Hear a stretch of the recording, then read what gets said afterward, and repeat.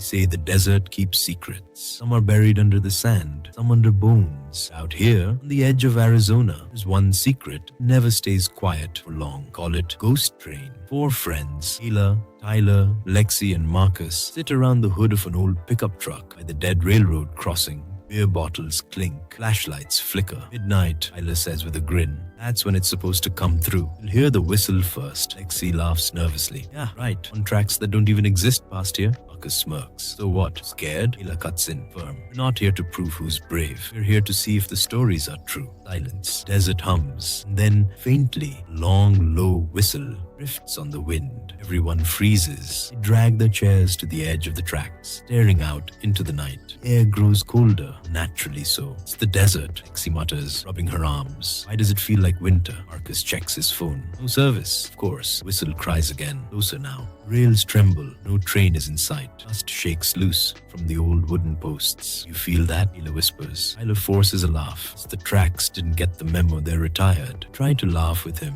Then the headlights appear. Two pale orbs burning miles down the line, racing forward. Ground vibrates. The air tastes of smoke. Sound becomes deafening. Screeching metal, pounding wheels. Friends stumble back as the train roars into view and passes straight through them. Cars made of shadow and fog underby, filled with pale faces pressed against windowless frames. Silent passengers, mouth words no one can hear. Lexi screams. Ayla drags her back from the rails as the spectral engine plows through.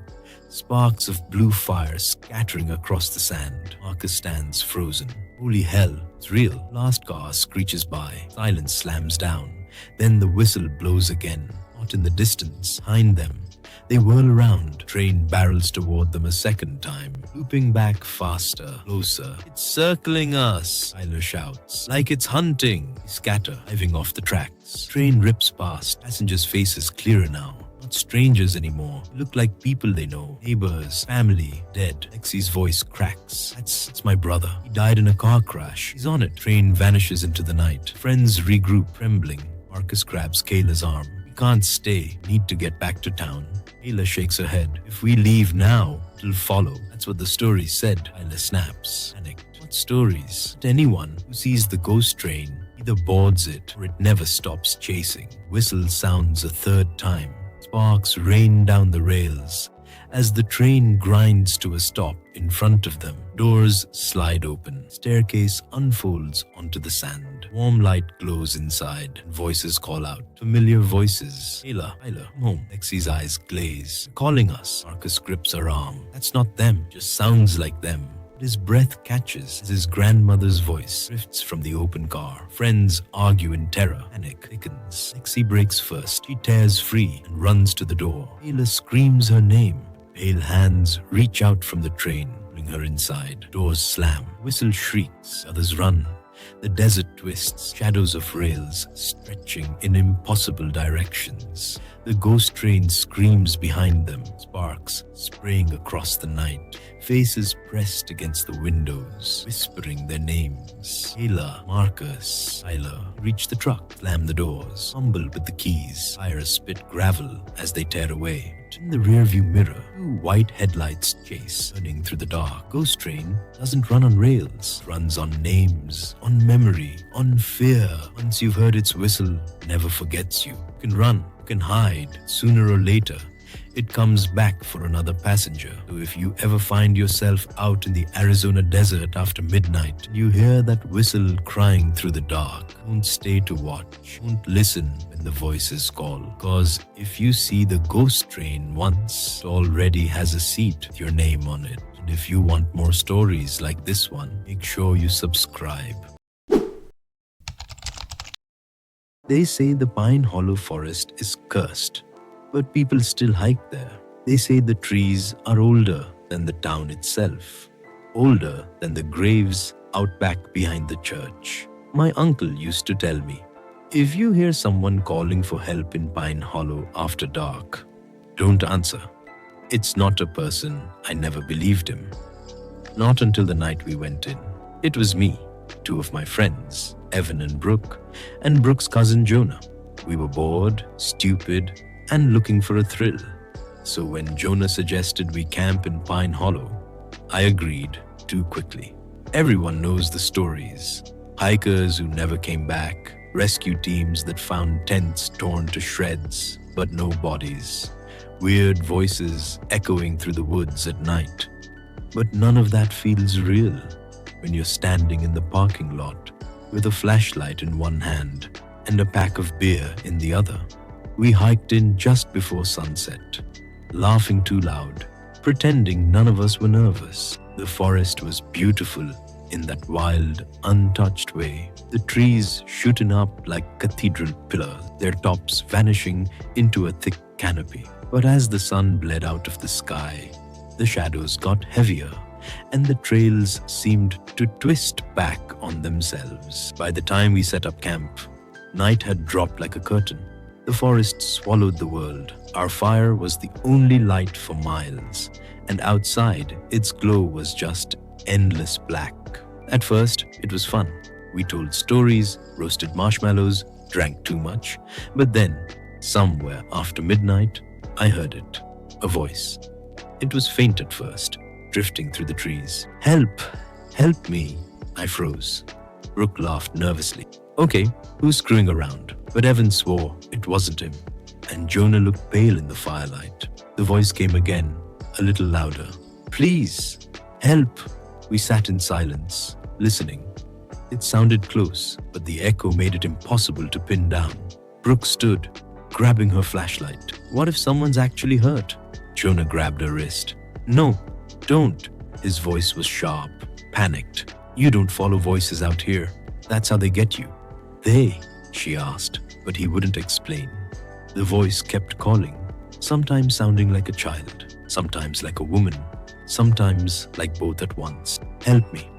I'm lost. I can't find the way out." It circled us, first from the left, then the right, then behind, always just beyond the firelight. Evan muttered, "Screw this," and hurled a beer can into the dark. It clattered against something solid. Not the ground, something that gave a dull, wet thud. We all stared. Then the trees shifted. It wasn't the wind. There was no wind. The trunks seemed to lean closer, groaning.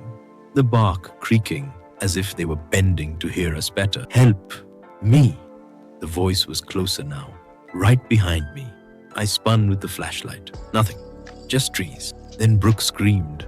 Her beam landed on a figure standing between two pines. It was tall, impossibly thin, its limbs too long, joints bending the wrong way. Its skin was bark, its face a smooth oval with only a mouth. Wide, too wide, opening and closing as it whispered, "Help me." We scrambled back toward the fire, but the thing didn't move. It just stood there, swaying gently, mouth working. And then more voices joined. From every direction. Dozens, hundreds, all of them begging, all of them wrong. Jonah shouted, "Don't answer them. Don't say a word." We didn't. We couldn't. Terror froze us in place. The forest groaned as more figures emerged from the dark. They weren't people. They were trees, bending down, their bark splitting to reveal faces inside the knots. Faces that whispered and mouthed our names. "Eli," one of them hissed. My name. That broke me. I grabbed my bag and ran. Branches whipped at my face. Roots caught my ankles. But I didn't stop. Behind me, I heard Brooke screaming, Evan shouting her name, Jonah yelling at us not to look back. The voices chased us, multiplying, overlapping, all crying for help, all calling our names. The forest shifted around me, trails I didn't recognize, trees that seemed to move. When I blinked, my flashlight flickered, then died. In the dark, the whispers pressed against my ears, some so close I could feel hot breath on my neck. I don't remember how I made it out. 1 second I was lost in endless black. The next I was stumbling onto the gravel lot where the truck was parked, gasping for air. But I was alone. No Evan, no Brooke, no Jonah. I waited until sunrise. No one came out. No one ever has. The official report said they were missing hikers. Search parties combed the forest for weeks, but found nothing. Not a tent, not a backpack, Not a single footprint. I haven't gone back since. But some nights, when the world is quiet, I hear them. Brooke, Evan, Jonah, their voices calling from the trees outside my window. Help me, I'm lost. And sometimes, when I dream, I see them inside the bark, their faces trapped, mouths whispering endlessly as the forest grows thicker around them. So take this as your warning. If you ever hear someone calling for help in the woods at night, don't answer, don't follow, because once Pine Hollow knows your name, it never stops. And if you want more stories like this one, make sure you subscribe. That way, when the voices start calling your name, at least you'll know you weren't the first.